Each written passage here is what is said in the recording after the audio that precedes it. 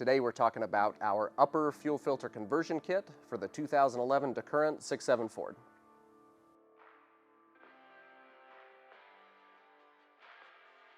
Guys are like, what do I do with my plastic upper filter now? Which these things are a huge pile of junk, cause all kinds of problems. Nobody wants that. So we have a couple of kits for the upper fuel filters on these trucks. We have a conversion kit, which is what you see here. We also have a relocation kit. The conversion kit was our original upper fuel filter conversion for this truck. We've been making these since 2012. We were absolutely the first to market on these, and it fixes a whole lot of problems up here. So we get rid of the prone to breaking plastic post fittings. We get rid of the plastic fuel filter head. Everybody's seen the videos online of these things squirting fuel out of the top. The plastic cap squirting fuel out of the top, they crack. Not only can they cause the truck to not run right, but it can also cause an engine fire with all the fuel. Yep. We use a spin-on Baldwin filter, so you're getting a 4-micron filter. It's better than factory. You're getting our billet fuel filter head. And then one of the cool features of this is our injector return line setup. So we get a lot of questions on this, Zane. Why did you design this kit the way that you did with this injector return line? Well, the thing is, with the Ford factory filter, when the injectors return the fuel, it's coming back here, and on the factory filter, it's actually getting refiltered again, like through the filter. Mm-hmm. So in order to do that, you've got to bring the injector return into the inlet side of the fuel filter. You can't leave it where it was, or you can't just put a block here that bypasses it. Otherwise, if you have an injector come apart, it's going right back into your pump instead of getting caught by the filter.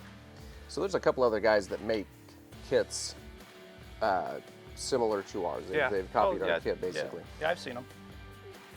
Do these guys do this as well? No. Ours is the only kit on the market that retains the factory function of how the injector return fuel is actually refiltered again. Okay. All the other kits on the market do not. Okay. Highly recommend not buying them, sticking with the HSM one. Now, another question that we get asked a lot is, why do we switch to a thread-on fitting?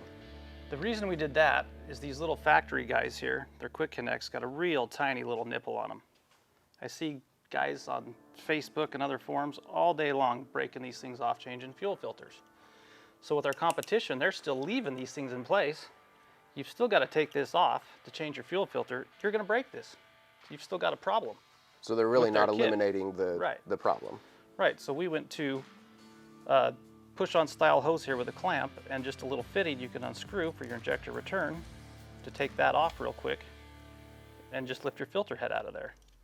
So we've eliminated the chance of breaking that stupid little plastic fitting. Okay, that makes total sense. You know that a lot of guys are installing our stuff in their driveway. When you are designing a kit like this, how big of a factor is ease of install? That is almost my number one priority that I've always kind of gone through with everything that we've developed here is ease of install has got to be number one.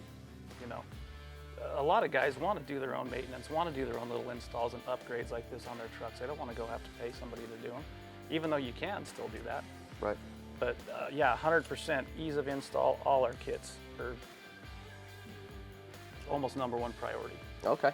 Yeah, I mean, this thing is extremely easy. I mean, you take your three factory clips off the factory plastic fuel bowl, literally take it out, you drop ours in, clip your 2 factory lines on, you thread your injector return line on, and you're good to go. Yep, you're done.